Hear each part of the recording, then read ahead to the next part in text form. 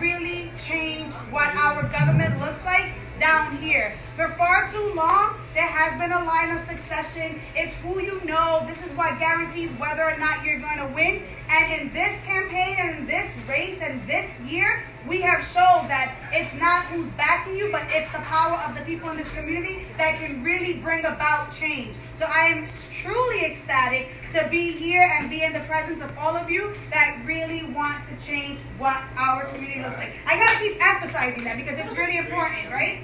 Thank you. Some of the things that are really dear to me is obviously I'm a product of public housing, product of the public school system, and what I've seen over time is that those entities have failed us continuously. We have 2 gifted schools in our community, and they're actually in my development in NYCHA, and none of our kids can get there because we do not have the resources to equip our children to be confident enough to take these exams and get their rightful seat in these schools. And none of the elected officials down here have fought against that or made ways to make sure that our kids get into those schools. And that's going to change with people like us. Not by the electeds that are here. It changes with our voices and our organizing. So that's something that I'm really working on. And Naomi is here. I always got to give her a shout out because she's the CEC president. And hopefully we can work together to really bring that into our communities because we have tons of kids that go to our schools and they do not have any resources. The other thing is public housing. You know that it's a scandal in public housing, but we have to endure what they give us, and a lot of people just take it and they move on without even saying anything about it. But that's not right. We are residents, we pay our rent, we pay taxes, and they need to treat us accordingly. We are not second-class citizens. And when people start realizing that we do have a voice, if NYCHA went out to vote, we would be the primary voting bloc. Over 400,000 people could transform the mayor's seat, the public advocacy, your city council, assembly, every seat, senate seat, if we really got on our game and said we want change.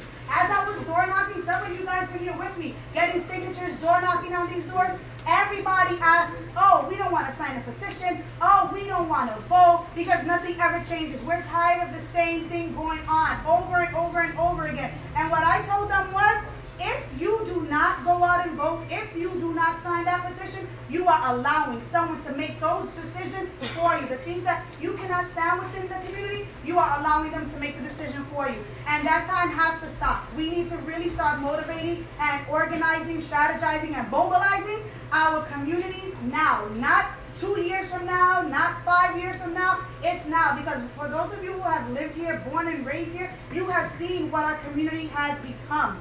It is like a developer's vacation. They love it down here, right? But it's true, but it's at the consequence of us. It's at our expense, you know? No one cares about us. There's major development that's going on with the East River Park. It's going to be shut down for 3.5 to 6 years. Where are our kids going to go? Where are our families going to go?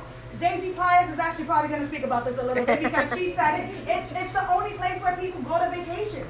You know, that's where we go for our barbecues, our family picnics, just to spend time and get away from what construction looks like in our community. It's a safe haven where you can have space to think. But you know what's going to happen? With the waterfront, all the public housing is there, that is not going to be a safe space anymore because we're going to have to see construction on the FDR Drive, construction in Baruch Drive, construction on Columbia and Avenue D. And it's just ridiculous. For the next 6 years, we're going to be inhaling pollution more than we have already, and our kids are already prone to asthma. So you know what I mean? These are the things that people are not taking into consideration. For those of you guys, I know everybody is Facebook Living. I'm running for the female district leader seat in the 74th Assembly District, Part A. And that is our map. That is our block.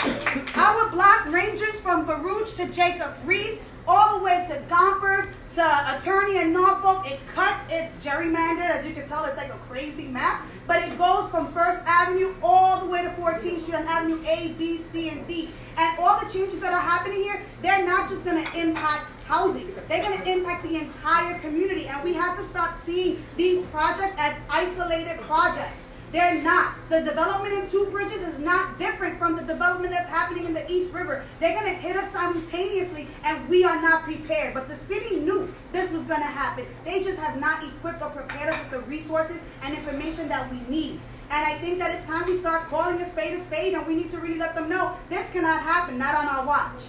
And I think that that's something that's been so beautiful about this campaign, that everybody's truly passionate about what's happening here, and they want to get more engaged. And a lot of people just need an avenue or a venue. There's folks here that were just like, oh yeah, you know, we'll help just because we've known you, you've been like our coach or whatever. But as they learn, they're like, oh, that's not right. That we're not going to have a park. Where are we supposed to go when Eastside has field days? Or when, 142 has field days? Yeah, where are they going to go? Where are they going to go? And no one seems to have answers. And all of you Facebook Live and stream, I oppose that project on the East River Park. It's not going to happen. Even if I have to get folks out there complaining about it and arguing about that, that is not going to happen, because they want us to agree with their plan, yet they cannot give us a plan for the 3.5 to 6 years. And that's just not going to happen. So as long as that's out there, we can start with that. But, I really want to thank you guys. A couple of my county committee members are here, so I am truly grateful. Romaine, you're here. Thank you so much. I don't know if you want to say hello or anything. Hello. Tita, you're here. Hi, Tita. Say hello, right? Sharon, I was going to call you your wrong, your alias name when we grew up. I was like, oh, no, I'm not going to say that. But, you guys are here, and, without you guys really being supportive, going out there, sharing everything that you guys do. Everything you guys do for the campaign, it contributes to what our movement is. And I'm truly, truly grateful for everybody who came out from the Bronx, from Queens. I am very, very happy that you guys have been here supporting me. I want to shout out my mom, who's always here. Mommy! And my sister, who's always been dragged along, but she supports me now. And, I love all of you guys very much.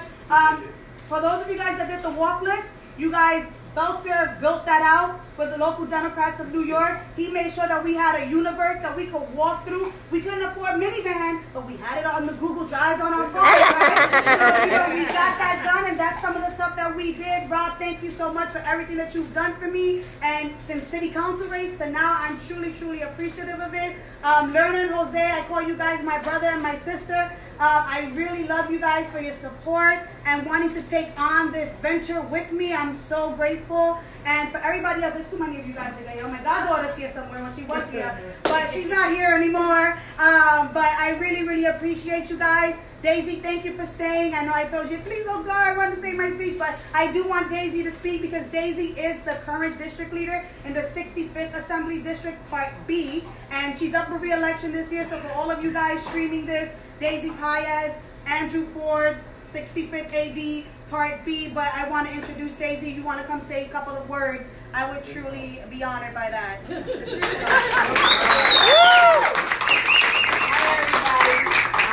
First, I want to say thank you for coming out and supporting Jasmine. She's amazing.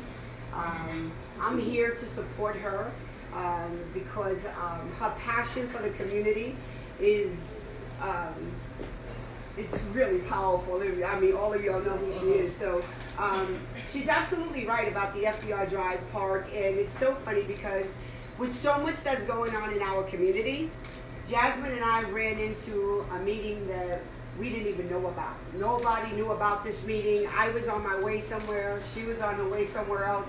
And I looked at her and I said, what are you doing here? And she goes, I don't know, what are you doing here? And then we looked in the room and there was a meeting, people discussing about the East Side Park. I didn't see any people of color in there. I didn't see our community in there. She had the same vision, like what's going on here. So to see someone passionate as Jasmine, to know that it's important that we attend these meetings, it's important that we represent our community, it's important that everybody is inclusive and there's transparency in what's going on in our community, which a lot of times there isn't. We have these developers that have a lot of money and they can come in and they can say, well, we want to build these three high-rise buildings, and we'll give you a nice swimming pool somewhere, or we'll fix this library, but that's not enough. That's not what we want. But we are the community, and we're the ones that tell people what we want in our community. It's like MTA wants to cut out 3 stops on Grand Street, which is what we call the Granny Line, because all the seniors use that line. They can't come into our community and say we're going to cut off services to our seniors because that's what they feel is best for us. No, we are going to tell you what's best for us because we live here. Right. And that's how I feel. And I'm not the best friend now to MTA because of what I did to them, but that's how I feel. And I want to see people who, like Jasmine, are just as passionate as I am and represent who we are. I've been living in the Lower East Side for over 62 years. I ain't gonna go further than that. And I was born and raised in Baruch, 90 Baruch. My family was the first family to enter apartment GA in 90 Baruch. There's 9 of us. With my parents, it was 12, so we had the big apartment. So I'm not new here. I've seen gentrification take over in a way that has really blown my mind. I love change, but not at the cost of those who planted the seed here on the Lower East Side. That's right. And I don't feel like people should take without even sharing or giving us a little something. So I'm glad that everyone is here. I thank you for supporting Jasmine. I'm very proud of her, really, because she is very passionate. She's outspoken. And she needs the support. She deserves the support. That's right. For better word, she deserves the support. And thank you. Thank you. hungry. And lastly, I want to thank Sea Lounge for allowing us to use this space because we know that it's hard to find a place down here so close to home. And fortunately, Sea Lounge opened and we're able to use this spot. And if anybody else needs to use it up, that's a free plug for you guys. Here. And the last thing I want to thank you. And the last thing I want to say, shout out to 2 more of the county committee people that showed up, Jared and Alex. Thank you so much. And the other thing is that folks think, and this is something that I keep telling them, that politics don't affect them, but they're actually wrong. Politics affects every minute of your life. And when you wake up and you gotta rush to work because you gotta put food on the table and pay your bills, dropping off your children at school at an under-resourced, underfunded school, when you don't have the after-school programs there to take care of your kids, and when you're rushing to get on the MTA and you gotta wait 20 minutes, everything about your life is political. You may not see it that way, but it is because people are making those decisions for you. And it's not until we start speaking out about it and having these real transparent conversations that things are really going to change. And I don't think we need to be silent. We don't need to be afraid. NYCHA can't kick us out for organizing. The MTA is not going to do anything for us, to us. We really need to have these conversations because a lot of us are getting older. Like, I'm going to be 40 and I look back. That's young. Yeah, that's young. I'm not my age. That's right? But if you're thinking about it, the stuff that we're trying to do and change is not going to be for us. It's going to be for your kids, your grandkids. So we want to make sure that we're securing and preserving our community now so that they can enjoy what we had when we grew up. So I thank you guys for coming out again. My mother liked that last song, so you got to play it.